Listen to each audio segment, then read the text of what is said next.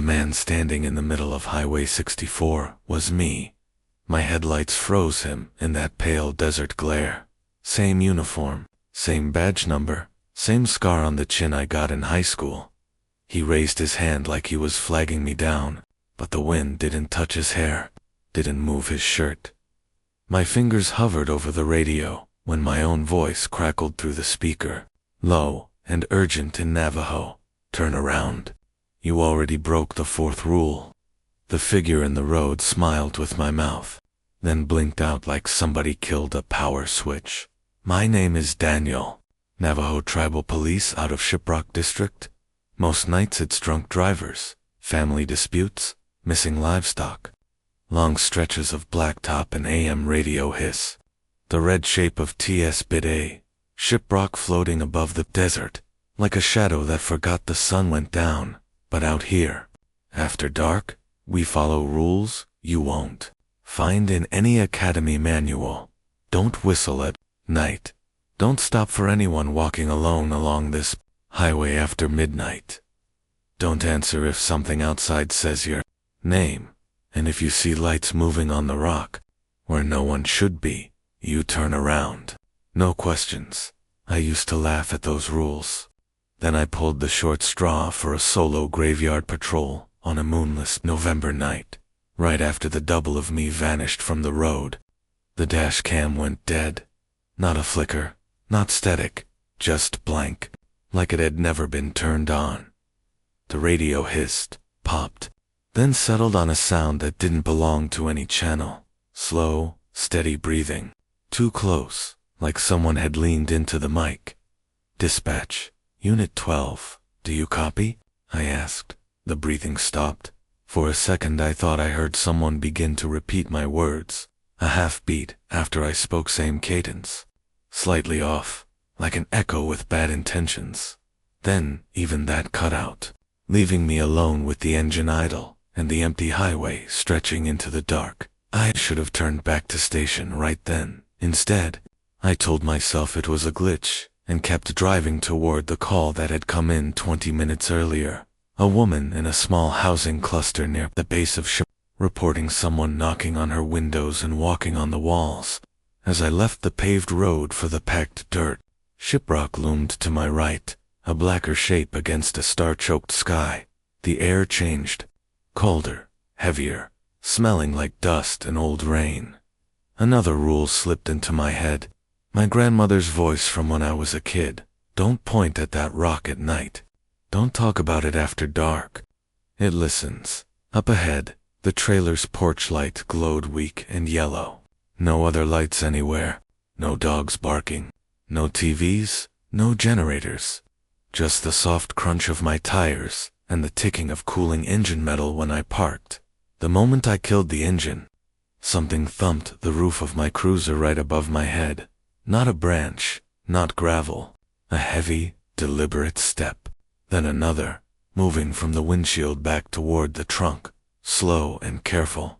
Every hair on my arms rose. I did not look up. That's one more rule.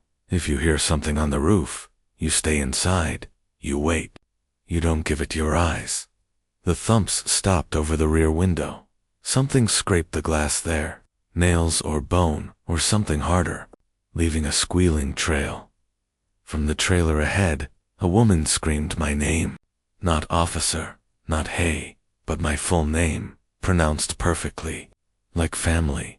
I'd never met her, training one over fear.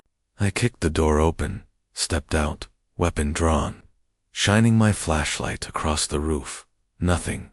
No footprints, no dust displaced. The cold was knife-sharp now, numbing my cheeks. The woman's trailer door was open a crack. A single eye watched me through the gap, wild and shining. "Did you call us tonight, ma'am?" I asked. Her answer wasn't words. She just jerked her chin toward Shiprock, toward the black mass behind her home. I risked a glance. Lights moved on the rock. Not car lights, not flashlights.